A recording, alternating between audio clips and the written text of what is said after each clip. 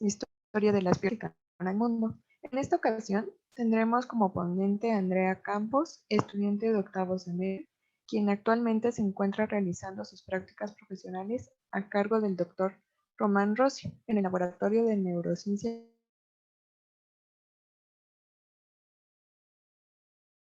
estímulos de más de una modalidad sensorial en la corteza frontal del macaco. Esto con el fin de poder estudiar sobre mecanismos complejos y relevantes para el comportamiento, como memoria de trabajo y toma de decisiones. Te cedo la palabra, Andrea. Muchas gracias, Ale, por esa introducción. Pues les voy a compartir la pantalla y voy a cerrar mi cámara para que no haya problemas con el internet. Y si hay cualquier problema técnico, pues nada más les pido su paciencia, por favor.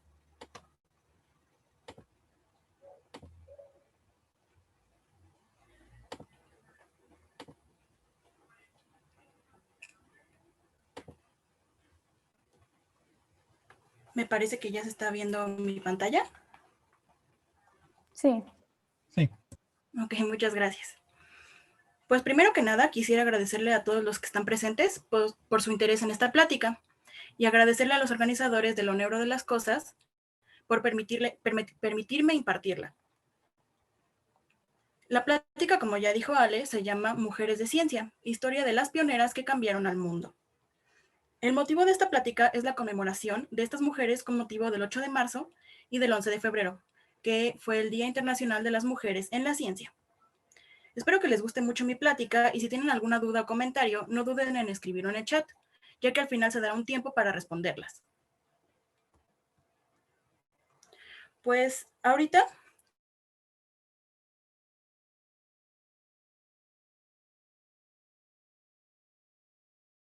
la primera que se les venga a la mente. No es necesario que me la digan ni que la escriban, simplemente que la piensen. La primerita que se les venga.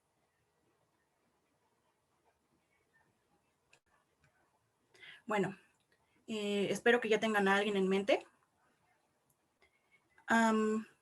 Como les repito, no es necesario que me la digan.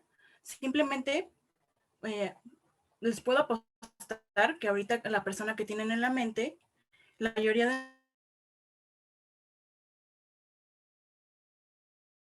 Y tal vez algunos pocos sí pensaron en la aportación de alguna mujer científica, pero por lo general, la mayoría de nosotros habrá pensado en algún hombre. Esto es algo muy común. Se ha visto en muchas encuestas y en experimentos sociales que al hacer esta misma pregunta a la gente, la mayoría hablan de científicos como Newton, Galileo, Einstein, etc. Esto se debe a que las científicas mujeres les ha faltado, y les falta inclusive en la actualidad, visibilidad en el campo de la ciencia. Inclusive en clases y en los libros, la historia de la ciencia se enfoca en el trabajo y en los descubrimientos de los hombres. Ya sea por la época histórica en las que las mujeres en las que las mujeres se desarrollaron y estuvieron excluidas, y pues en estas épocas las mujeres sufrieron fuertes restricciones sobre el tipo de actividades que podían desarrollar, ya que estas por lo general eran el matrimonio o quedarse en casa y criar a los hijos. Y también habían restricciones muy fuertes sobre la educación.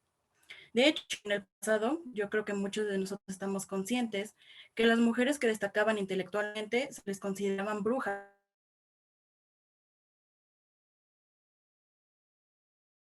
Incluso cuando se abolió esta persecución tan feroz y un poco absurda, los científicos e historiadores siguieron alimentando el mito de la superioridad intelectual del sexo masculino, que duró por muchos siglos e inclusive sigue manifestándose hoy en día, aunque en menor medida, claramente.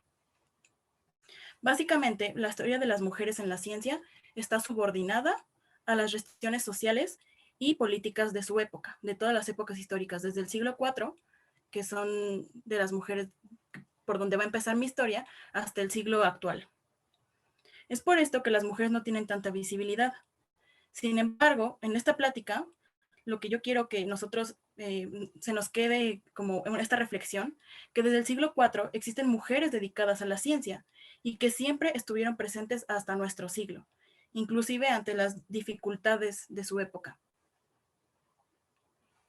Es por esto que una meta de mi plática es conmemorar sus trabajos y cómo el desarrollo de su intelecto llevó a descubrimientos importantes que harían no solo el rumbo de la sociedad de sus tiempos, sino que también cambiarían la sociedad en el futuro, su sociedad que precedió.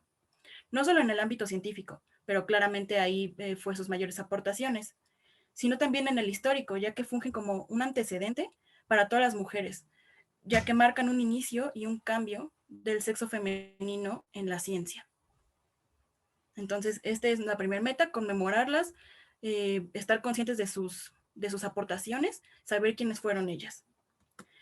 La segunda meta de esta plática es llamar a todos los oyentes a realizarse intelectualmente y a perseguir sus objetivos. Quiero que con esta plática, además de que hablemos de estas mujeres o que las conozcamos por primera vez, logren inspirarse con las historias de lucha de estas mujeres, porque la mayoría de ellas tuvieron que luchar para perseguir, conservar y explotar sus ideas. Lo que quiero es que tomen este impulso, este coraje de ellas y se lo lleven, que se acuerden de la lucha que ellas tuvieron que hacer para poder desarrollar su intelecto, inclusive en épocas en las que la igualdad era un sueño. Sí, la igualdad era un sueño en la sociedad y mucho más en la ciencia. Por último, les dejo esta frase de Marie Curie que dice: la vida no es fácil para ninguno de nosotros. Debemos tener perseverancia y sobre todo confianza en nosotros mismos. Debemos creer que estamos dotados para algo y que esto debe ser alcanzado. O sea, no solamente tenemos el derecho de explotar nuestro intelecto, sino es una obligación de explotar nuestro intelecto y nuestras capacidades. Espero poder cumplir estas dos metas, así que pues comencemos. La primera mujer con la que inicia esta historia es Hipatia de Alejandría, de las primeras científicas. Ella es la científica más griega, más importante de la antigüedad, y nació en Alejandría, lo que ahora es Egipto. Nació en el 370 o 355 y murió en el año 415. Fue una filósofa, matemática y astrónoma griega, así como una maestra en todas estas ramas. De hecho, transformó su propia casa en un importante centro de cultura, siendo la cabeza de la escuela neoplatónica de Alejandría. Educó a una selecta escuela de aristócratas y de personas que ocuparían altos cargos en Grecia, y los educó en todas estas ramas, además bajo el paganismo, porque ella no era alguien muy apegada al cristianismo, inclusive aunque esta era la religión oficial en su época, ella era pagana y además de todo, pues educaba así a las personas que se acercaban a su escuela. Hipatia fue de las primeras mujeres matemáticas de la historia. Escribió sobre geometría, álgebra y astronomía. De hecho, mejoró el diseño de los astrolabios, que son instrumentos que determinan la posición de las estrellas en la bóveda celeste.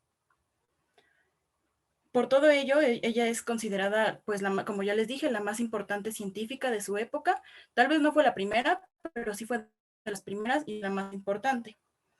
Sin embargo, como les comento, esta es una historia de lucha. O sea, además de una historia de cómo desarrollar el intelecto y de mujeres notables, es una historia de su lucha. Porque, pues, durante todo el tiempo que estuvo impartiendo clases, obviamente la iglesia no estaba de acuerdo con que fuera pagana, por lo cual Hipatia fue asesinada a los 45 o 60 años, depende de cuándo sea su real fecha de nacimiento, linchada por una turba de cristianos por ser pagana, ya que, como les comenté, se negó a abrazar la religión cristiana y además esto lo impartía en su escuela. Y han habido muchos debates si los asesinos de Hipatia fueron miembros de la iglesia, o sea, si fue algo que la iglesia mandó, ¿no? Sin embargo, lo único cierto es que el asesinato de esta científica fue bastante conveniente para los patriarcas, para los eclesiásticos líderes de la iglesia, y pues sí hay mucha evidencia y apoyo de que el asesinato de Hipatia fue ordenada por estos patriarcas. Ella es un icono ahorita del feminismo y de la ciencia y las mujeres y la posición de las mujeres en la ciencia, y se le describe como una mujer entregada al pensamiento y a la enseñanza, y su apego al paganismo en una época del auge del cristianismo y su muerte a causa de esto la han convertido en una figura de mito. ¿Por qué? Porque su entrega a la ciencia y su firmeza acerca de sus ideologías, siempre estuvo presente, aunque estas al final la llevaron a la muerte. Por lo cual se me hizo una científica muy importante de conmemorar el día de hoy por esta firmeza y este coraje. Para acabar con la vida de Hipatia, les dejo esta frase que me gusta mucho de ella, que es: pensar mal es mejor que no pensar en absoluto. En una época donde tal vez que una mujer pensara era algo pues terrible, ¿no? Y algo castigado.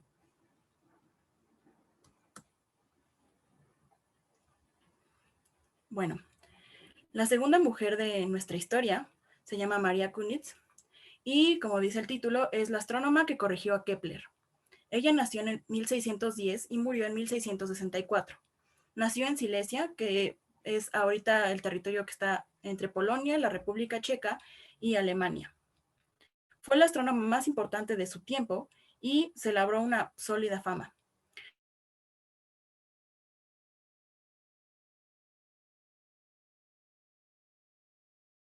Exclusiva a las tareas del hogar. Su desarrollo científico se dio durante la Guerra de los 30 años, lo que la obligó a refugiarse en un convento, lo cual no era algo negativo, de hecho era algo de mucho provecho, porque en los conventos era donde había más libros y más acceso a la educación. Entonces por eso ya pudo tener una educación firme. Al acabar la guerra retornó a su hogar y en 1650 publicó, utilizando sus propios fondos, porque como era mujer no tenía ese apoyo de publicar sus trabajos, el libro Urania Propitia, en alemán y en latín además, o sea, lo publicó en los dos idiomas. Y en este tratado incluye sus cálculos de la posición de los planetas, que de hecho son cálculos matemáticos tan elegantes que lo que hacen es una simplificación de los cálculos de Kepler, de cómo la ley de Kepler que describía matemáticamente el movimiento de los planetas alrededor del Sol, pues esta mujer matemática logró ver los cálculos de la ley de Kepler, simplificar,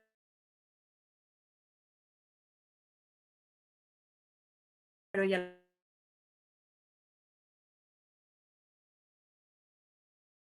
pues perdió su casa, instrumentos astronómicos, libros, cartas y hasta archivos de sus propias investigaciones astronómicas. Entonces, hasta el final estuvo luchando para que su conocimiento perdurara y por eso es que no se sabe mucho de ella, pero solamente está su libro publicado. A ella se le nombró como Palas de Silesia. Palas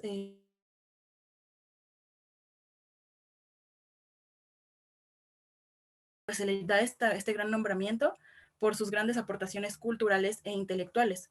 Además, por esto mismo se le compara con Hipatia, o sea, con la mujer de la que acabamos de hablar, inclusive tantos siglos después, ¿no?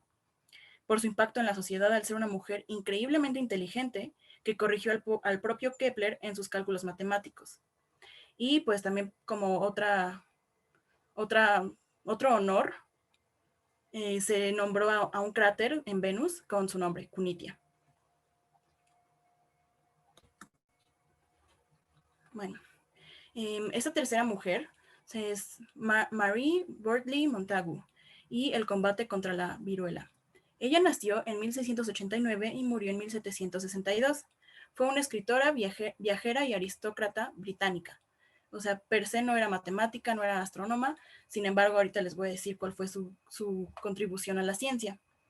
Ella, como era de la sociedad alta en Inglaterra, recibió una gran educación, pero siempre fue una mujer rebelde, ya que se escapó de un matrimonio arreglado por su padre y para casarse con un embajador de la corte turca que ella quería, ¿no? O sea, desobedeció a su padre y huyó con su esposo.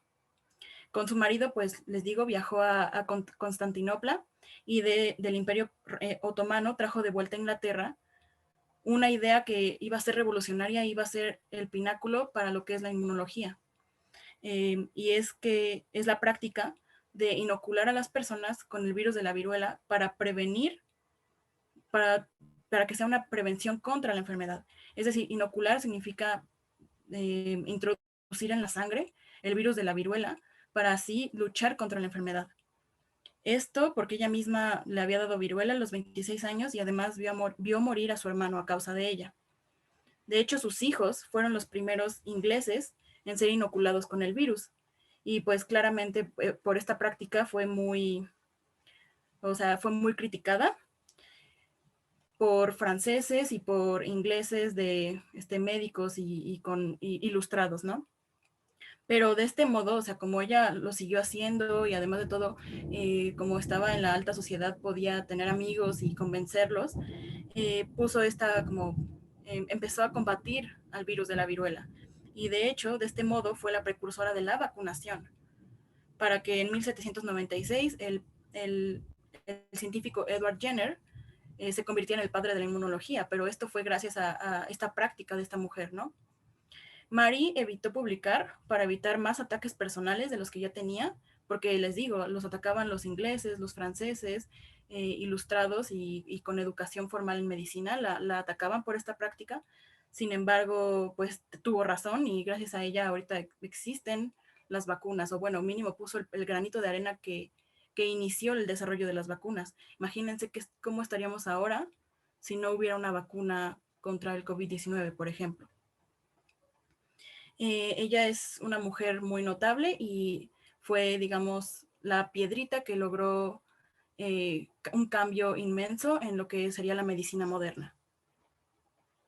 Y en 1762 murió en Londres debido a una enfermedad que tenía en la piel.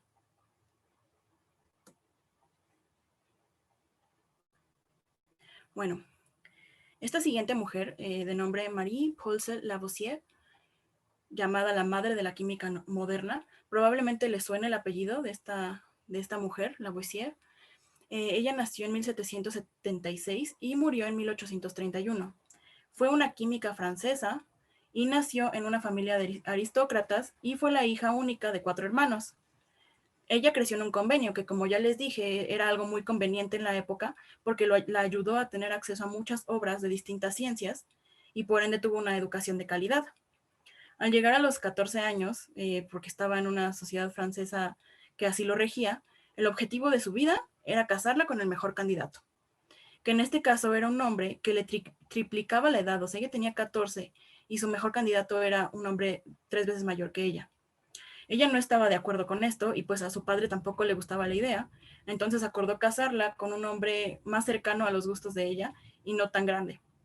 Y este es Anthony Laurent Lavoisier, que les dije que tal vez el apellido le suene, es por él, que solamente tenía el doble de años que ella. Ella tenía 14 y él tenía 28.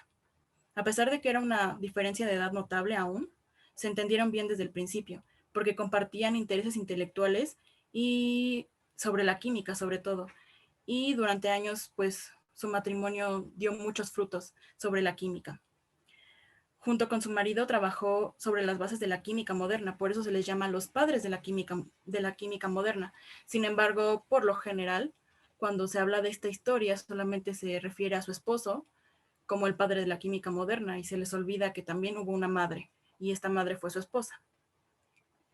Su principal contribución fue una revolucionaria teoría que postula que la combustión y la oxidación se producen por la combinación física de las sustancias combustibles con el oxígeno, y esto quita muchas ideas de la alquimia. Entonces esto lo que hace es por fin deslindar a la alquimia de lo que es la química, que son dos cosas completamente distintas, que antes de este tratado elemental de la química, donde postulan esto, era indiscernible lo que es la química y lo que era la alquimia.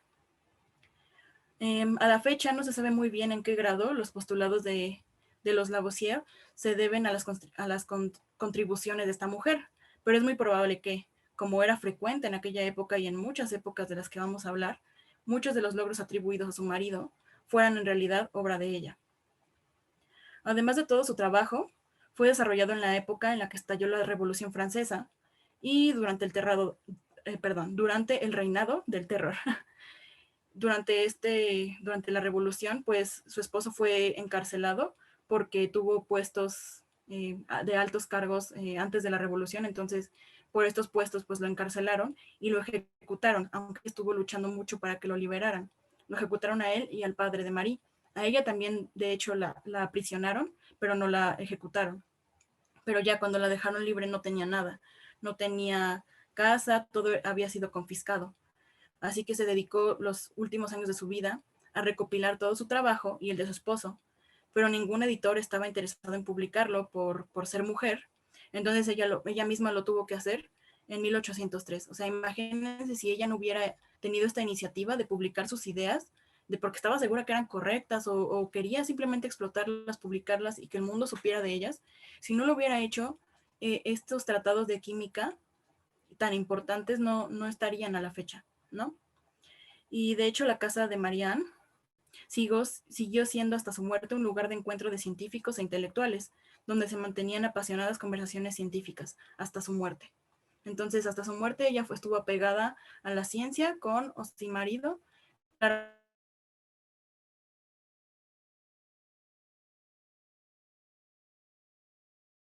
idea siempre fue luchar por ellas, por sus ideas, y pues lo logró. Entonces, por eso me gustaría que recordáramos a esta mujer el día de hoy.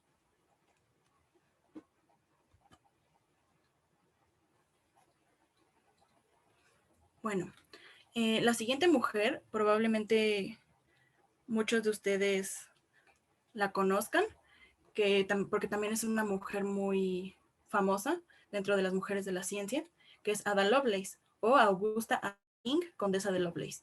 Y ella es lo que se considera la madre de las computadoras. Nació en 1815 y murió en 1852. Su madre fue matemática y activista política y social, y su padre fue el conocido poeta Lord Byron. Cuando eran niños, ellos se separaron y la mamá se quedó con Ada, y ya que era matemática y activista, ella luchó para que su hija recibiera una educación formal, y además de todo, esto era algo difícil en su época, en primer lugar, y en segundo lugar, como era matemática su madre, toda su educación estuvo centrada en las matemáticas. Su principal contribución fue su trabajo acerca de la calculadora de uso general, que se llamaba también como máquina analítica, que esta máquina se considera el antecesor de los ordenadores modernos. O sea, nunca se construyó, pero teóricamente fue la primer computadora, o sea, el primer ordenador. Entre sus notas sobre esta máquina se encuentra lo que se reconoce hoy como el primer algoritmo destinado a ser procesado por una máquina. O sea, ella escribió el primer, digamos, código, como lo diríamos ahorita, para que una computadora, como lo diríamos ahorita, lo procesara. Además de todo, el autor de esta máquina se llamaba Charles Babbage, y él solamente creía que esta iba a ser una calculadora, que únicamente iba a poder trabajar con números para hacer pues cálculos numéricos simples. Sin embargo, Ada fue mucho más ambiciosa y con más esperanza sobre lo que esta máquina iba a poder hacer. Por ejemplo, ella decía que iba a producir arte, componer música, literatura, y de hecho afirmaba que el invento sería capaz de hacer cualquier cosa si es que nosotros humanos sabíamos cómo ordenárselo. De esto se rieron todas las personas a las que les contaba esta idea, pero al final, como lo sabrán, tuvo razón, ¿no? Si no, simplemente esta plática no se podría dar de esta manera virtual. Además, ella introdujo la idea de usar tarjetas perforadas para el control de la máquina, o sea, del ordenador, porque, pues de hecho, las primeras computadoras se basaban con tarjetas perforadas, ir diciéndole al ordenador qué hacer. Entonces, esta idea fue de ella y la sacó de un telar. O sea, ella en su época había una máquina que era un telar y se controlaba al telar para que hiciera pues sus tejidos de manera automática a través de tarjetas perforadas. Entonces, esta idea ella la desarrolló, pero para la máquina analítica. Esta idea, pues les digo, jamás se construyó la máquina, pero fueron la base de la posterior creación de los ordenadores. Hasta la fecha aún hay dudas de cuánto ella pudo contribuir a lo que es la máquina analítica, ya que argumentan que ella nunca tuvo esta educación que yo les estoy contando. Sin embargo, la creencia popular es que ella sí es la madre de las computadoras. Hay muchas notas que apoyan esto, y gracias a esto se generaron varios premios en su nombre. Por ejemplo, el día de la medalla Lovelace, que es una medalla de la Sociedad de Computadoras de Gran Bretaña, y también el día de Ada Lovelace, que es un evento anual celebrado el segundo martes de octubre, cuyo objetivo es pues inspirar a las mujeres en la ciencia, tecnología, ingeniería y matemáticas, ¿no? Que lo que pretende es pues darle reconocimiento y apoyo a las mujeres. y que puedan desarrollar sus descubrimientos e invenciones. Entonces esta mujer fue tan importante, o sea, en el siglo XIX, que hasta el siglo XXI ahorita sigue conmemorándose ella en este día. Por último, sobre ella les dejo esta frase que dice: soy más que nunca la novia de la ciencia. La religión para mí es ciencia y la ciencia es religión. Claramente esta fue una mujer muy notable y espero que puedan estar de acuerdo conmigo en que la historia de nuestra sociedad y la historia de la ciencia y de las computadoras no sería la misma sin sus contribuciones.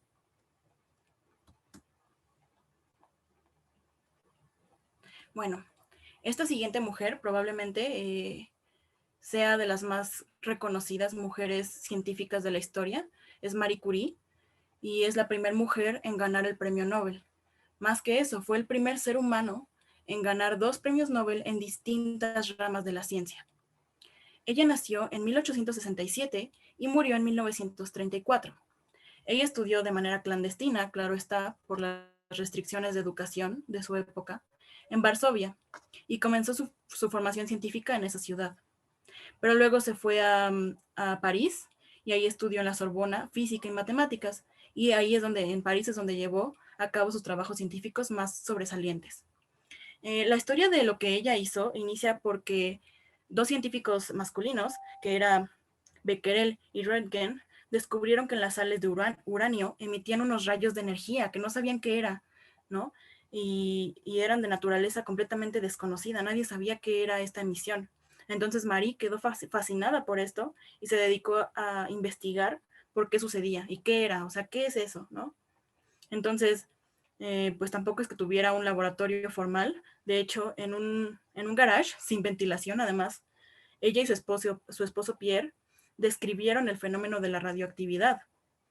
Ese fue el término que ella misma creó, perdón. Ese término del que ahorita hay canciones, hay películas, o sea, del que ahorita estudiamos en la escuela en la materia de física. La radioactividad fue algo que los Curie investigaron y lo que los Curie descubrieron, y sobre todo por la curiosidad de Marie. Estas investigaciones la llevaron a ser la primera mujer en ganar el Nobel y lo compartió con Becquerel y con su esposo. Además, después de esto, pues ella siguió con su carrera científica, con sus descubrimientos, y lo que descubrió fueron 2 elementos de la tabla periódica, o sea, 2 elementos de la tabla periódica, lo que eran el polonio y el radio. Y esto fue lo que la llevó en 1911 a ganar el Premio Nobel de Química. O sea, primero había ganado el de Física y luego ganó el de Química en solitario. Y ella es una mujer tan notable que hasta en la historia se escribe que la obra de los Curie y pues de Marie impactó al desarrollo mundial de los siglos XX y XXI. O sea, no solamente en el siglo XIX, sino todas sus investigaciones serían eh, pie de investigaciones posteriores del siglo XX y del siglo XXI. Como ya les dije, estos descubrimientos hicieron historia. También, pues, durante la Primera Guerra Mundial, ella generó los primeros centros de rayos X, entonces también desarrolló eso para el campo, muy importante para el campo de la medicina. Ella murió a causa a los 66 años, a causa de anemia aplásica, porque pues obviamente ella acuñó el término de radiación. Entonces en esa fecha no se sabía de los efectos nocivos de la radiación. Entonces se contaba, de hecho en sus biografías se cuenta que María andaba con su bata y en sus bolsillos traía tubitos de muestras de uranio radiactivo, así sin ninguna precaución, ¿no? Además usaba la máquina de rayos X sin protección. Entonces por eso le dio esa enfermedad y murió, claramente, ¿no? Hasta la fecha, pues en una encuesta del 2009 fue votada como la mujer más inspiradora en la ciencia. Además de todo, pues se han nombrado varios elementos, varios nuevos elementos en su honor, y pues varias localidades del mundo llevan su nombre, hay cráteres lunares con su nombre, y en 2020 se estrenó una película biográfica que se llamaba Radioactive, dirigida por el cineasta Marjar Satrapi, perdón, y habla sobre la vida de Marie Curie. Entonces, en realidad ella es uno de los íconos de la ciencia y del sexo femenino más importantes que existen. Y pues esta frase se las dejo, que me gustó mucho, que dice: un científico en su laboratorio no es solo un técnico, como mucha gente hasta la fecha creerá. También es un niño ante fenómenos naturales que le impresionan, como un cuento de hadas.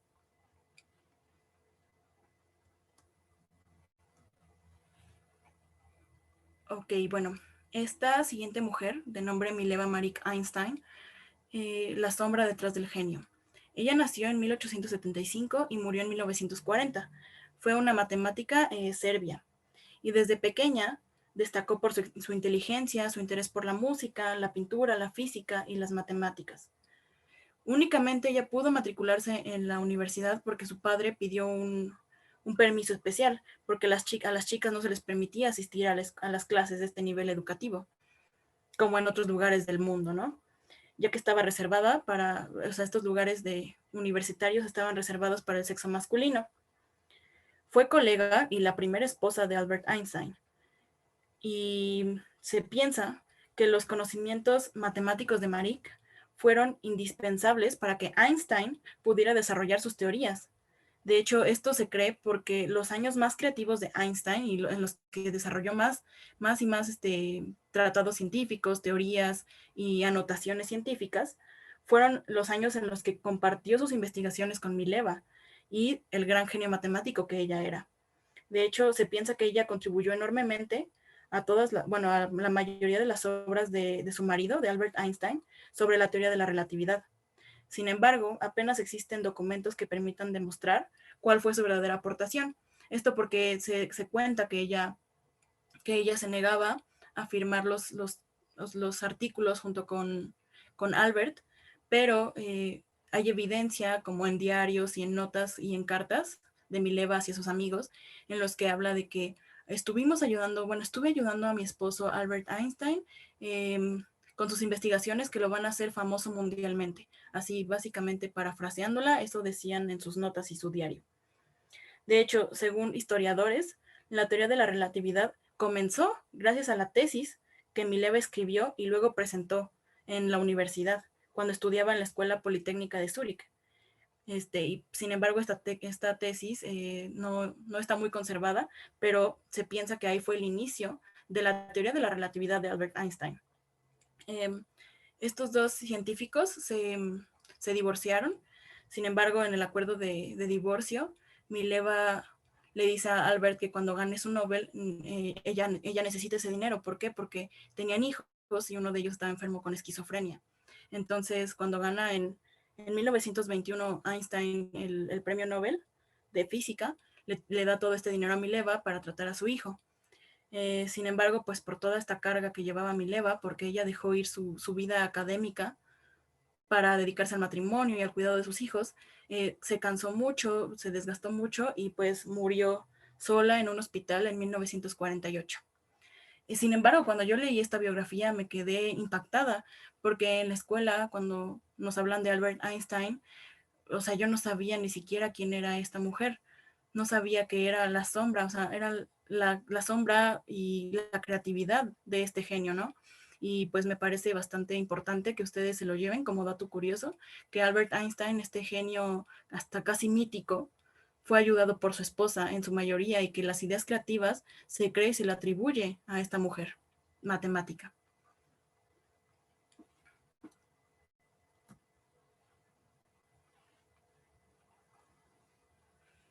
Esta siguiente mujer se llama Cecilia Payne-Gaposchkin y la composición de las estrellas. Ella nació en 1900 y murió en 1979. Fue una astrónoma y astrofísica angloamericana. Estudió inicialmente botánica y física y química, perdón, en la Universidad de Cambridge. Sin embargo, en esa universidad no podía ella conseguir un título debido a su sexo. Entonces abandonó Inglaterra en el año 1922 para irse a vivir a Estados Unidos, para ahí poder obtener su título, ¿no? Ya que ahí no habían restricciones de sexo en esas fechas. Ahí estudiando en Estados Unidos, se convirtió en la primera persona en lograr un doctorado en el área de astronomía de Harvard, y lo hizo gracias a su disertación sobre atmósferas estelares y sobre la composición de las estrellas. Su tesis de doctorado es acerca de que las estrellas están compuestas principalmente por hidrógeno, y con ello ella propone, y de hecho pues es cierto, hasta la fecha es cierto, que el Sol está compuesto principalmente por hidrógeno y por helio. Gracias a este descubrimiento, los historiadores y los colegas de la época caracterizan a este trabajo de esta astrofísica como indudablemente la tesis doctoral en astronomía más brillante de la historia. O sea, este gran honor más brillante de la historia. Una mujer descubrió que las estrellas están compuestas por hidrógeno. Penga Poshkin siguió siendo una científica activa durante toda la vida y pasó toda su carrera académica en Harvard.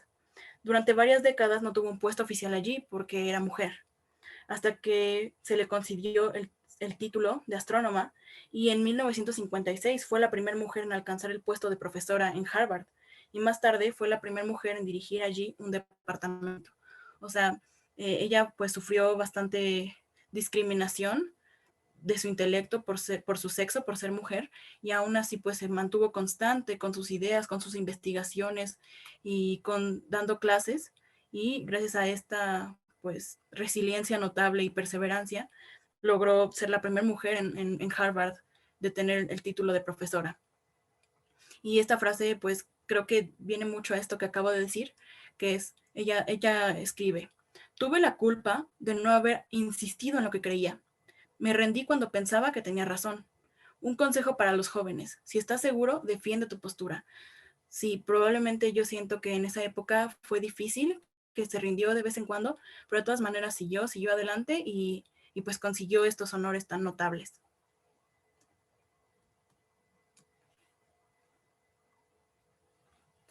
Esta siguiente mujer es Rita Levi Montalcini, y pues sus contribuciones son sobre el crecimiento neuronal. Ella nació en 1909 y murió en el 2012 apenas, y murió, como dato curioso, a los 103 años de edad. Ella es una neuróloga italiana. Nació en Turín.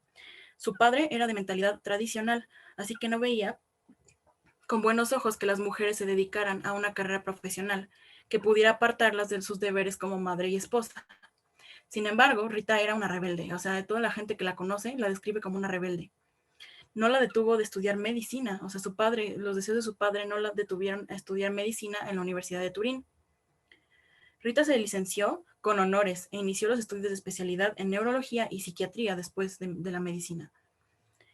Sin embargo, en 1937, pues ustedes sabrán que estaba iniciada la Segunda Guerra Mundial, o estaba en épocas difíciles Italia, ¿no? Entonces su carrera científica estuvo a punto de truncarse, ya que el dictador Benito Mussolini publicaba el Manifiesto per la difesa de la razza, que prohibía a toda persona judía, y ella era judía por parte de su padre, a acceder a carreras académicas y profesionales. Debido a estas restricciones impuestas por el dictador, Rita se vio obligada a dejar la universidad. Sin embargo, lejos de rendirse ante esta época tan oscura como es la guerra, Rita improvisó en su dormitorio un laboratorio, y allí, en plena Segunda Guerra Mundial, inició sus estudios sobre el sistema nervioso, ahí en su cuarto. De hecho, después de eso, aún así en 1943, cuando estaba muy agresiva la guerra, y sobre todo contra los judíos estaban muy en riesgo, tuvo que huir con su familia a Florencia, donde sobrevivieron hasta el final de la guerra con ayuda de amigos no judíos. El trabajo que desarrolló en estas condiciones tan precarias sobre las sustancias que hoy se conocen como factores neurotróficos, o sea, de crecimiento de las neuronas, fue la base de su investigación posterior. O sea, inclusive en estas condiciones terribles, ella pudo investigar y fue la base de lo que después la llevaría a ganar el premio Nobel, porque nunca se detuvo. Cuando acabó la guerra, ella ya se fue a Estados Unidos, a Washington, a la Universidad de Washington, porque le invitaron a trabajar ahí 6 meses. Y esos 6 meses, por ser ella tan inteligente y tan perseverante, se convirtieron en 30 años. O sea, nada más iba 6 meses a Estados Unidos y se le extendió esa estadía y esta investigación por 30 años. Allí, en Estados Unidos, descubrió la proteína que liberan las células nerviosas y que hace que crezcan sus ramificaciones de las neuronas. Esto le llamó ella el factor de crecimiento neuronal, o NGF, que por sus siglas en inglés es Neural Growth Factor, que es una sustancia que estimula el crecimiento de los nervios. Gracias a este descubrimiento, pues obtuvo el Premio Nobel de Fisiología o Medicina en 1986. Además, ella pues estaba tan segura de su descubrimiento que cuando empezó a perder la vista, se empezó a echar gotitas de esta sustancia que ella descubrió, porque creía que con eso las neuronas de sus ojos iban a crecer, y pues sí retrasó el avance de su ceguera, ¿no? Obviamente no lo recomiendo, esto fue algo pues muy valiente de su parte, pero funcionó, o sea, tan segura estaba de sus ideas que experimentó en ella misma. Hasta la fecha sus hallazgos son fundamentales. O sea, eso lo seguimos estudiando en la carrera de neurociencias en la que estoy, seguimos estudiando a esta mujer y lo que descubrió. Además, pues fue profesora, abrió centros de investigación en Roma, dirigió el Centro de Investigación Neurobiológica de Roma y abrió un laboratorio de biología celular. Y pues ella igual es un ícono del movimiento feminista porque aparte de no rendirse y de ser alguien muy intelectual y de haber ganado el premio Nobel, aparte de todo eso, siempre estuvo en pos de alentar a las jóvenes mujeres a seguir en esta rama de las ciencias, ¿no? De la ciencia, matemática, física, química. Y a no desistir, inclusive aunque la sociedad o el ambiente académico esté en contra de tu sexo, ¿no? Rita Levi Montalcini fue una mujer que no se rindió frente a las adversidades, ni siquiera ante la Segunda Guerra Mundial y sus horrores, y consiguió dedicar su vida a lo que ella quería, sorteando las leyes raciales por ser judía y los cánones de la época, que la instaban a abandonar su desarrollo profesional. Y como les digo, ella fue un ícono activista de las jóvenes en la ciencia, y bajo esto dijo esta frase que me gusta mucho, que es: tras siglos de letargo, ahora las mujeres jóvenes pueden dirigir la vista a un futuro moldeado por sus propias manos.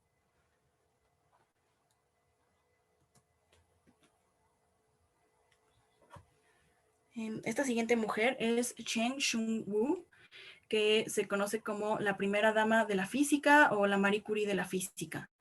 Ella nació en 1912, murió en 1997 y fue una física estadounidense nacida en China. Ella estudió en China, pero no podía estudiar en la universidad ahí, así que tuvo que irse de China hasta Estados Unidos para poder seguir ahí sus estudios. Y pues ahí llegó a Estados Unidos en el año en el que Estados Unidos decidió financiar el programa de física para tratar de igualar el nivel europeo. Recordemos que en 1936 estaba la Segunda Guerra Mundial en su apogeo. Entonces, pues ella, qué conveniente, su doctorado era en física nuclear, y dentro de dicha área, gracias a sus extraordinarias facultades intelectuales, la empezaron a llamar sus colegas como la autoridad, the authority. Y cuando estalla la Segunda Guerra Mundial, pues en Estados Unidos se forma un grupo que se llama un grupo de científicos bajo el nombre del Proyecto Manhattan, cuyo objetivo final era desarrollar la primera bomba atómica antes que la Alemania nazi.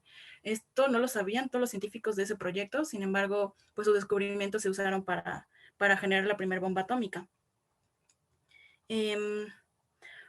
Obtuvo uno de sus principales logros cuando trabajó en este proyecto, que era un procedimiento para la producción de isótopos de uranio, que pues por desgracia en la historia acabaría siendo la materia prima de las armas nucleares.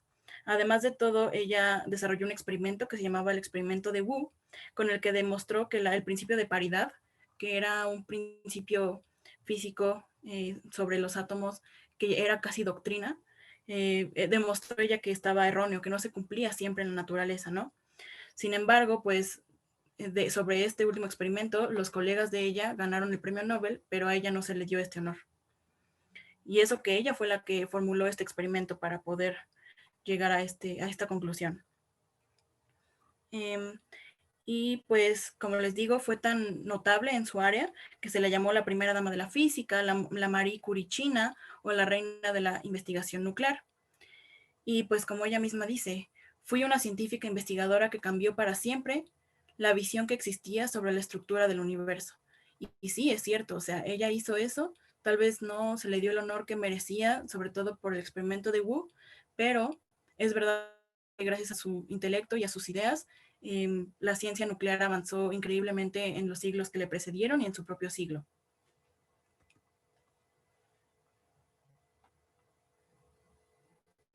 Esta siguiente mujer es Katherine Johnson y el primer vuelo espacial. Ella nació en 1918 y murió el año pasado. Fue una física, científica espacial y matemática estadounidense. Desde muy temprana edad demostró un talento genial para las matemáticas. Y pues sus padres, gracias a la suerte o, bueno, gracias a la educación de sus padres, consideraban que sus hijos debían educarse. O sea, sí lo consideraban algo muy importante. Entonces, por eso la dejaron ir a las universidades, a estudiar y luego a la universidad. Sin embargo, recordemos que en esa época estaba todavía la segregación racial y ella pues era afroamericana. Entonces, tenía que, eh, tenía que asistir a escuelas designadas para la gente de color. Pero esto nunca la detuvo y de hecho se graduó como con el mayor honor en matemáticas y francés tan solo a los 18 años. Ingresó a la universidad a los 15 años. O sea, esta era una mujer genio. Catherine decidió entrar al Centro de Investigación de Langley, que era un centro donde estaba la NASA y donde estaba la carrera espacial para ver qué país, entre Estados Unidos y Rusia, llevaba al primer hombre al espacio, no a la luna ni nada, simplemente al espacio. Entonces, pues ella logró entrar a esta sección de la NASA. Obviamente,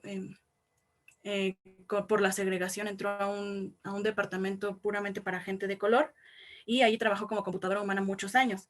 Sin embargo, se dieron cuenta de su gran genio matemático y la reclutaron para el proyecto principal, para mandar al primer hombre al espacio, para el primer vuelo espacial. El problema es que ahí habían puros ingenieros varones y además su tez era blanca, entonces ella sufrió mucha discriminación, ya que no podía entrar al baño con ellos, no podía tomar café donde ellos tomaban, entonces además que le hacían mucho, bueno, la hostigaban mucho, ¿no? Sin embargo, eso no la detuvo y su contribución vital para el primer vuelo espacial fue que calculó la trayectoria de este vuelo. Entonces, además de eso, después siguió en esa área de la NASA y calculó la ventana de lanzamiento de Mercury de navegación para astronautas en casos de fallas electrónicas, o sea, por si los aparatos dejaban de funcionar, ella les trazaba las rutas para poder regresar a la órbita, por ejemplo, ¿no? Y pues ella ayudó a calcular la trayectoria del vuelo Apolo 11 hacia la Luna en 1969.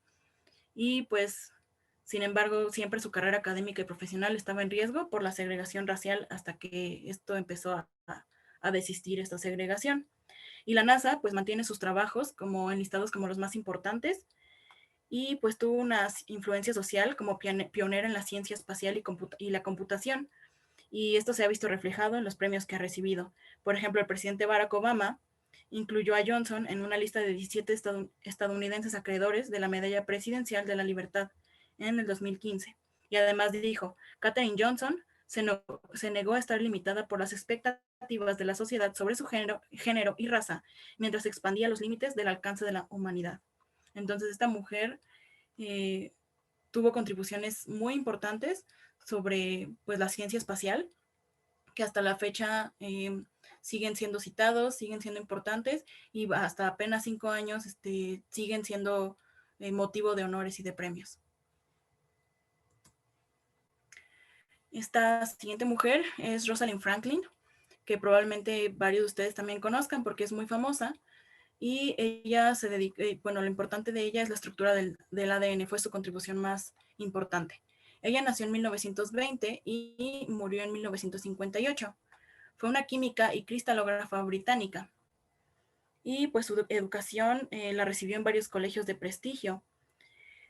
Y pues obtuvo becas para iniciar su tesis doctoral y hizo trabajos muy importantes sobre la estructura del carbón, que le permitió pues obtener su título de doctorado.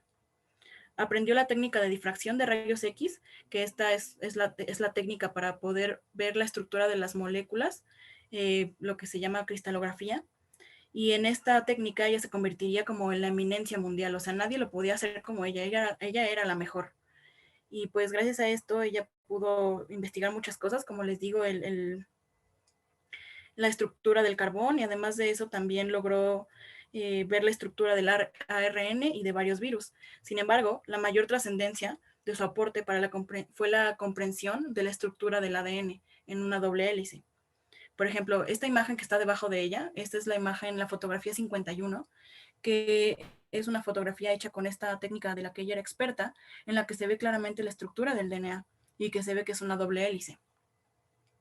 Esta fotografía es la imagen central del artículo sobre la estructura del DNA, bueno, del ADN, perdón, escrita por Watson y Crick, que en la historia, Watson y Crick son los hombres que descubrieron esta estructura. Sin embargo, se sabe hasta la fecha, o sea, es bien sabido que no fueron 100% sus aportaciones, no fueron 100% sus investigaciones.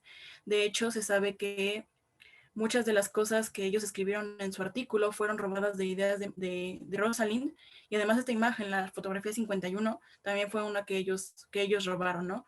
O bueno, que se inspiraron a partir de ella sin su permiso para publicar este artículo sobre la estructura del DNA, y después de eso, pues siguieron su carrera académica estos científicos en base a las fotografías y a las pláticas de esta mujer. Eh, Ella murió en 1958 a causa de la radiación, pues porque les digo que esta técnica se hacía con rayos X, entonces pues no habían como especificaciones de protección, entonces pues murió por esto, a causa de los rayos X. Y 4 años más tarde de su muerte, Watson y Crick reciben el Nobel por la estructura del ADN. Y cuando dan su discurso, o sea, no se le puede dar el Nobel a alguien que falleció. Sin embargo, cuando dan su discurso, ni siquiera se molestan en mencionar a Rosalind. Nunca le dieron crédito en el artículo principal donde está esta fotografía. Nada más pusieron gracias a la contribución de Rosalind Franklin y ya. O sea, no pusieron nada más fuerte, que era la realidad, que la mayoría de las ideas venían de la mente de esta mujer. Y pues hasta la fecha se sabe que Watson tenía una gran, pues era muy cruel en su opinión sobre Rosalind, y decía, o sea, la criticaba por su aspecto, la criticaba por ser mujer en la ciencia, cuando ciertamente lo más probable es que se sintiera amenazado por el gran genio intelectual que era ella, y pues la verdad le debe una gran parte de su premio y de su honor a esta fotografía y a la actividad científica de esta mujer. Entonces, ella dice en una de sus notas, en uno de sus diarios, dice: en mi opinión, todo lo que se necesita para la fe es la creencia de que haciendo nuestro mejor esfuerzo lograremos nuestros objetivos, que es la mejora de la humanidad. Entonces, aquí claramente se ve que ella, o sea, ella resistió mucha discriminación, mucho hostigamiento de parte de la academia masculina, y aún así ella estaba firme en que sus descubrimientos al final iban a mejorar a la humanidad, y sí es cierto, o sea, es la estructura de la doble hélice del ADN es el inicio de nuevas ramas de la ciencia moderna, como la genética o la ingeniería molecular. Y pues ya casi para concluir, les traigo estas mujeres que son nuestras contemporáneas, es Emmanuelle Charpentier y Jennifer Doudna, y la edición del genoma. Ellas nacieron en 1968 y 1964 respectivamente, siguen vivas hasta la fecha, y son bioquímicas francesa, Emmanuelle, y estadounidense, Jennifer. Lo que ellas, su aportación fue que encontraron una técnica basada en microbiología bacteriana para poder editar el genoma. Esta técnica se llama CRISPR-Cas9, que probablemente mis compañeros de licenciatura sepan qué es, pero es como en esta imagen se puede ver, es como unas tijeritas que se dieron cuenta de este mecanismo en las bacterias, que cortaban el DNA y podían ingresar pedacitos de DNA ahí, o dejarlo así con el corte, o modificar el DNA que había ahí. Entonces esta técnica es literalmente para editar el ADN, que es de donde vienen pues todos los rasgos y todo lo que nos convierte a los seres, ¿no? A los seres vivos. Entonces esta herramienta tiene un potencial increíble para el tratamiento de enfermedades y para investigación, ¿no? Aunque claramente hay muchos debates éticos al respecto. Gracias a este descubrimiento, se llevaron el Premio Nobel de Química en el año pasado, perdón, y este fue el primer Nobel dado a un equipo de mujeres, solamente de mujeres, o sea, 2 mujeres ganaron el Nobel de Química, cuando por lo general siempre era una mujer y 2 hombres, una mujer y un hombre, pero en este caso fueron un equipo solo de mujeres. Justamente pues por este honor que se les dio. En muchas entrevistas les han preguntado que qué le dirían a las mujeres en la ciencia, a las jovencitas que quieren dedicarse a la ciencia. De hecho, yo estuve en una plática hace como un mes en donde estaba la doctora Emanuel y pues le preguntan esto mismo y ella dice que es muy importante que las mujeres vean un camino, un camino limpio, un camino vacío donde pueden ellos caminar y pueden seguir con sus ideas. El hecho de que Jennifer y ella eh, recibieran ese premio le da un gran mensaje a las chicas jóvenes, ¿no? Además, la doctora Jennifer dice que Manuel y ella se sienten muy orgullosas de su género y están muy felices de mandar un mensaje colectivo a todas las mujeres que tal vez se sienten excluidas de los campos de la ciencia y para que sepan que su trabajo y su esfuerzo puede ser reconocido. Además de todo, pues le preguntan a Jennifer si tuvo alguna dificultad para esto y dice pues que claramente, o sea, todos tenemos dificultades, pero que ella era que la gente le decía que sus ideas o pues sí, que su investigación era algo tonta o que no iba a poder hacerlo. Sin embargo, dice que algo muy necesario para los científicos es ser tercos, o sea, no dejar ir sus ideas, aunque estén correctas o no, eso no importa. O sea, lo que importa es que tu curiosidad sea satisfecha y que la satisfagas con pasión y con esta fuerza de perseverancia y de no dejar que las opiniones de estás mal o puede que no sea lo correcto te detengan, ¿no? Ella se considera una persona muy, muy terca y eso es lo que nos aconseja a todas las mujeres jóvenes en la ciencia y en general a todos los científicos, sin importar el sexo. Ya, finalmente, les presento estas 4 científicas pioneras en México. Eh, la primera de ellas fue Matilde Montoya, que es la primera médica mexicana, que obviamente sufrió muchísimo en esta carrera que era únicamente para hombres, pero pues puso este precedente para las mujeres que le precedieron en esta carrera. También Paris Pismish-Hassem, que fue una astrónoma de la UNAM, nacionalizada mexicana porque se casó con un mexicano, pero fue una astrónoma muy notable, perteneciente de varios institutos. Luego Alejandra Haidar, que fue la primera mujer graduada en física en la Facultad de Ciencias. Y por último, Berta G. Frankenberger, que fue una neurobióloga. Ella ya falleció en el 2013, era muy joven, pero sin embargo se dice que sus estudios fueron muy importantes porque era una neurobióloga en el campo del procesamiento del habla en niños neonatos o prematuros. Entonces, sus investigaciones se dice que si siguiera viva hubieran sido bastante, bastante geniales. Y pues ya como último, en esta diapositiva conclusiva, les dejo esta frase que dice, no dejes que nadie te robe de tu imaginación, tu creatividad o tu curiosidad. Es tu lugar en el mundo, es tu vida. Sigue y haz todo lo que puedas con ella. Y crea tu vida, crea la vida que tú quieres vivir. Y esto lo dijo Mae Jemison, que fue la primera mujer afroamericana en subir al espacio. Y aquí les dejo unas fotografías de más mujeres, unas de las que ya hablamos, pero otras que no pude decir porque era demasiado tiempo.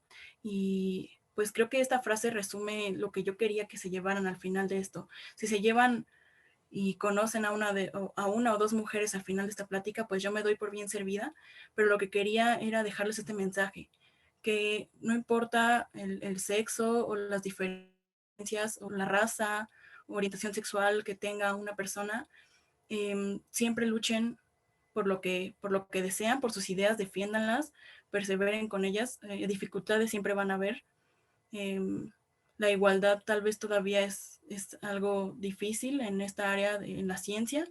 Sin embargo, pues no hay que dejar que nadie nos quite del camino, ¿no? A nadie, a nadie. dejando atrás el sexo, a nadie es importante que todos sigamos con nuestras ideas y que desarrollemos nuestro intelecto al máximo. Ya sea, no solamente eso es nuestro derecho, sino que también es una obligación. Nuestra obligación es desarrollar nuestras capacidades en lo que nos guste, en lo que creamos que va a ser nuestro camino y nos va a hacer feliz, pero seguir hacia adelante sin importar las dificultades. Y ya, pues por último les dejo estas recomendaciones que son materiales pues sobre mujeres de la ciencia por si les interesa investigar más. Por ejemplo, les dejo este reportaje del País que pues vienen biografías de más mujeres y pues está muy amena la lectura. También unos materiales en motivo del 11 de febrero, que fue el Día Internacional de la Mujer en la Ciencia, que vienen juegos, videos, películas, recomendaciones de libros acerca de mujeres científicas, o también este documental que se llama Picture a Scientist, que es la historia de 3 mujeres estadounidenses y su lucha contra pues la misoginia, la discriminación por el sexo, el acoso sexual que hay en la comunidad científica en Estados Unidos. Y pues por último, este libro que se llama Las Pioneras, cuyas autoras son Rita Levi Montalcini, que ya hablamos de ella en esta plática, y Giuseppina Tripodi. Y este libro, pues de hecho muchas de las biografías las saqué de ahí y está muy, muy bueno y se los recomiendo mucho. Por último, les dejo aquí mi contacto por si tienen alguna duda o necesitan alguna referencia o simplemente quieren preguntarme cualquier cosa. Mi contacto de Gmail o mis redes sociales por si quieren por ahí mandarme un mensaje o preguntar. Pues con esto doy como conclusa mi plática. No sé si alguien me pudiera ayudar con las preguntas, si hay.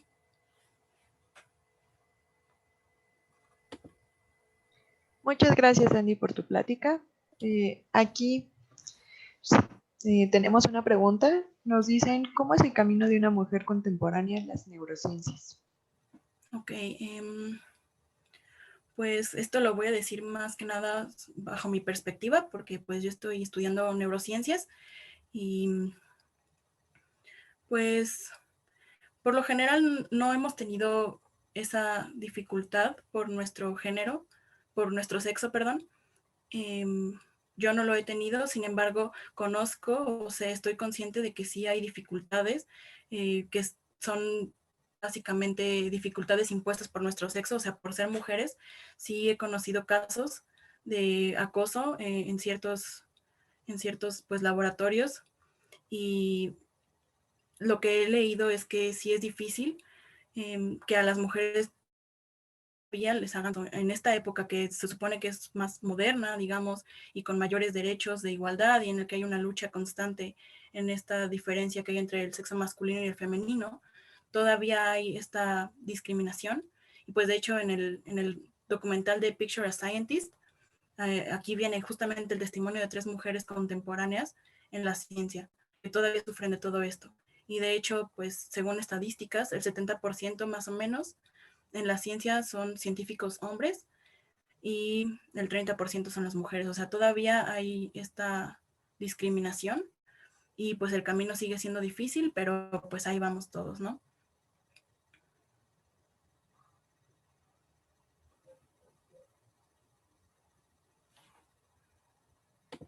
Hola, están preguntando que si puedes contarnos sobre tu experiencia hasta ahora estudiando neurociencias y en el laboratorio en el que estás en este contexto.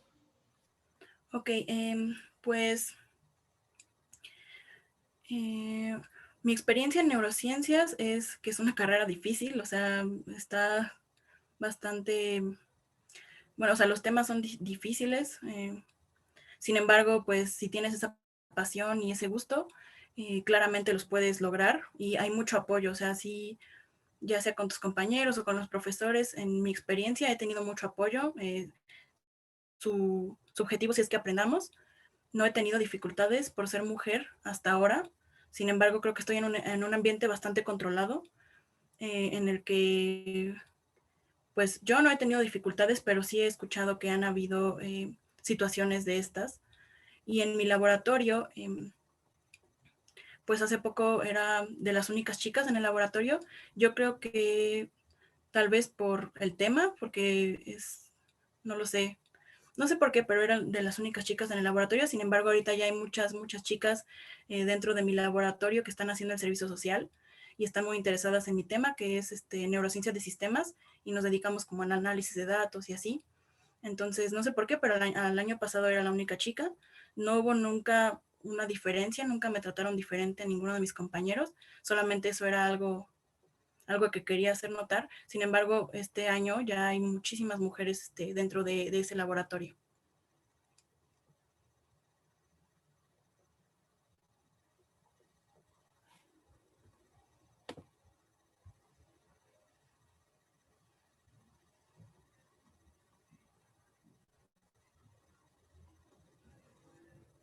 Pues parece ser que no hay más preguntas. Muchísimas gracias, Andrea, por darnos la plática. Estuvo muy padre. Aprendimos muchísimo. Perdón, ya, escribieron una pregunta ahorita. Dicen que, ¿cuál es el mensaje que te gustaría dar a todas y todos los estudiantes de alguna carrera científica con respecto a lo que tú aprendiste de esta presentación? Pues lo que me gustaría decirles es que no se rindan. O sea, sí es muy difícil el camino de la ciencia, es muy difícil. De hecho, cualquier camino en esta vida es difícil. El de la ciencia es muy difícil, es muy competido. O sea, los lugares y los puestos para científicos son muy competidos. También es difícil por el hecho de esta discriminación, tanto por nuestra nacionalidad o por nuestro género, perdón, sexo. Pero mi mensaje es que no se rindan. O sea, aunque vayan aletargados, cuando ya no tengan motivación, encuentren su pasión y no la dejen ir. O sea, yo he sentido la desesperanza y la frustración de no entender cosas o de quererme rendir, pero pues siempre tengo en mi mente la meta, lo que quiero hacer al final de mi vida, y esto es lo que me ha mantenido pues firme en que sí se puede y en que si yo puedo, todos podemos. O sea, yo estoy segura que todos podemos. Tal vez para algunos sea más difícil por la situación en la que vivan, pero si tienen una meta, nunca la dejen ir, no la suelten de su puño y siempre tengan ese panorama completo de a dónde quieren llegar, y estoy segura que algún día lo harán. Muchas gracias por tus palabras, Andy. Aquí tenemos otra pregunta más. Es de Camila Roa y dice que, bueno, te pregunta, ¿qué es lo que más lo que te motivó a estudiar neurociencias? Claro, pues esa es una historia graciosa. Yo al principio quería estudiar literatura cuando iba a la preparatoria. Sin embargo, me metí pues, a mis clases de biología, claramente, y vi que tenía una facilidad a entender esos temas, y esto pues fue captado por uno de mis profesores y me invitó a su laboratorio. Y ahí fue donde hice pues mi primera investigación y me gustó. O sea, me di cuenta de que tenía este gusto y tal vez un poco de facilidad para entender la ciencia. Entonces, pues esto me motivó a perseguir un camino en la ciencia, claramente, pero además de todo, justamente cuando yo me estaba graduando de la preparatoria, surgió la carrera de neurociencias. Y pues a mí siempre me había dado curiosidad cómo es que la gente piensa, o sea, las diferencias entre el pensamiento de alguien, por ejemplo, un asesino serial o de una persona normotípica, estas diferencias, o simplemente cómo procesamos las ideas o el pensamiento, los sentidos, cómo hace este órgano para que percibamos la realidad y podamos estar conscientes de la realidad y conscientes de nosotros mismos, ¿no? Entonces, casualmente yo estaba saliendo de mi laboratorio de biología, me iba a meter a biología yo, pero surge esta carrera que ya estaba desde antes instaurándose, pero surge, ya se oferta en la UNAM, y pues hice el examen y me quedé, gracias al universo, y pues a estudiar muchísimo. Pero sí, esto fue lo que me inspiró, la curiosidad. Como a todas las mujeres de las que les hablé, la curiosidad es el motor de la ciencia y la curiosidad es el motor del avance de la humanidad. Entonces, pues si tienen algo en lo que están curiosos, persíganlo, busquen las preguntas, resuélvanlas como puedan. Ese sería como también un tip que les doy. Renata Méndez nos dice, desde la perspectiva que nos compartiste y tu experiencia, ¿cómo invitarías a más mujeres a acercarse a la historia con perspectiva de género, así como al feminismo desde la ciencia? Pues en la práctica, ¿cómo lo haría? Promovería más pláticas como esas. Sé que ya hay muchísimas, pero no sé cómo, o sea, promover más y más pláticas, porque el camino para que haya esta visibilidad en las mujeres es que se abran mesas de diálogo, o sea, que básicamente se platique del tema. Por eso les dejé esos materiales de singulares del 11 de febrero, para que si están con su familia o en X situación con sus amigos, agarran un documental de esos que están súper interesantes o un juego de memoria de mujeres de ciencia y platiquen con las personas. La información y el cambio está en cómo lo transmitimos. O sea, no simplemente la ciencia es avanzar, generar tecnología, avanzar, también es difundirla. Entonces, difundir la historia de estas mujeres, aunque sean pláticas coloquiales, de hecho es importante que sean pláticas tanto coloquiales como estas formales. Entonces yo lo que haría sería promover más divulgación al respecto, que sé que hay mucho porque pues sigo varias páginas y hay muchísimo de esto, pero trataría de promoverlo más y más porque la información es el poder en estos casos. Y hay otra pregunta de Carla Estrella, que dice, ¿cuál deseas que sea tu campo laboral como neurocientífica? Pues ahorita estoy en un laboratorio que es de neurociencia cognitiva, que pues se aboca a estudiar, como dijo Ale al principio, cómo es que cómo es que el cerebro, actividad eléctrica, procesa los sentidos y genera percepciones y luego toma decisiones y la memoria, ¿no? Entonces mi campo a futuro, yo espero es dedicarme pues a la neurociencia de sistemas, a la neurociencia cognitiva, que es esto de investigar la base celular y la actividad eléctrica en el cerebro, cómo eso se traduce a que tú decidas algo, a que tú memorices algo, a que tú puedas decir, esto es más grande que esto, o esto es del color azul. O sea, ya hay mucha investigación al respecto, créanme, hay muchísima. Sin embargo, no es nada conforme a lo que puede hacer el cerebro, el poder del cerebro. Entonces, pues mi meta es seguir avanzando para estudiar estos procesos cognitivos complejos.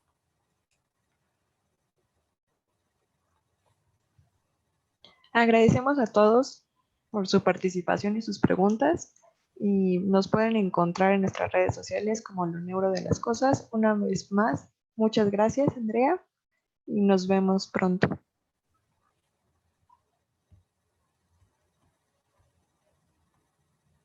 Vale, muchas gracias. Gracias por la oportunidad. Espero que les haya gustado a todos.